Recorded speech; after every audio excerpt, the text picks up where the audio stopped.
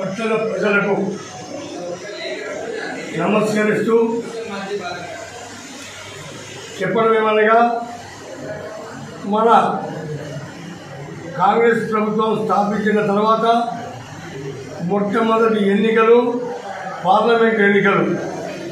నీలం మధు మన ఏఐసిసి నిర్ణయించబడ్డ వ్యక్తి కనుక పట్టణ ప్రజలకు పట్టణాభివృద్ధిని మనం కాంక్షిస్తూ రేపు మన పట్టణము అభివృద్ధి చెందాలంటే రూలింగ్ పార్టీ ఏదైతే ఉందో కాంగ్రెస్ పార్టీ దానిపై మనము ఓటేయాలని చెప్పి ప్రజలకు విజ్ఞప్తి చేస్తున్నాము.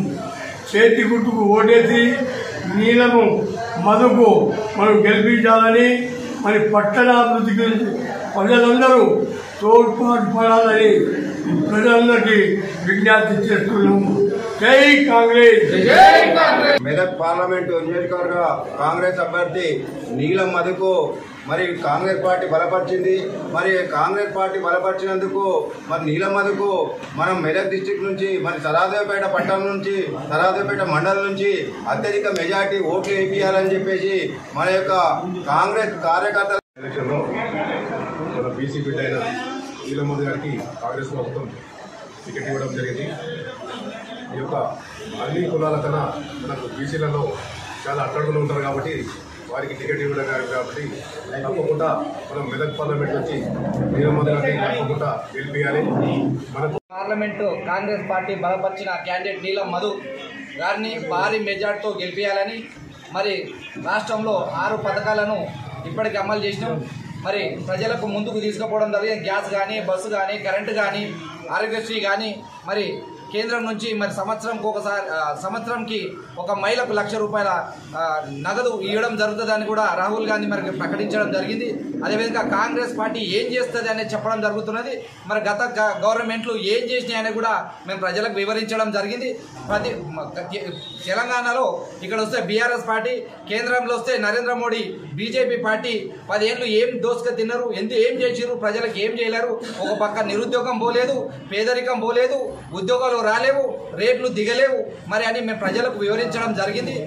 ఈ రకంగా ఈ మెదక్ పార్లమెంట్ అభ్యర్థి నీలం మధన్న గారిని బీసీ బిడ్డకు మరి జగ్గారెడ్డి గారు పట్టుబట్టి మరి ఈరోజు ఎంపీ టికెట్ ఇప్పించారు. మరి ఎస్టీలు మైనార్టీలు అందరం ఏకమై ఈరోజు జనాభాలోని 80% ఉన్న మేము ఏకమై అలా మా సత్తా ఏమో చూపిస్తామని చూపించడం జరుగుతున్నది.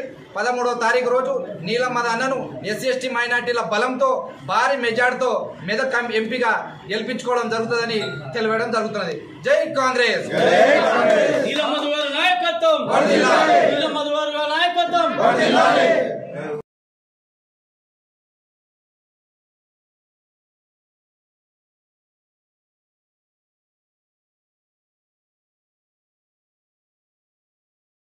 मेदक पार्लियामेंट हल्के सदाशिवपेट में शहर सदाशिवपेट में नीलम मधु कांग्रेस उम्मीदवार के हक में कैनवेजिंग डोर टू डोर की गई है।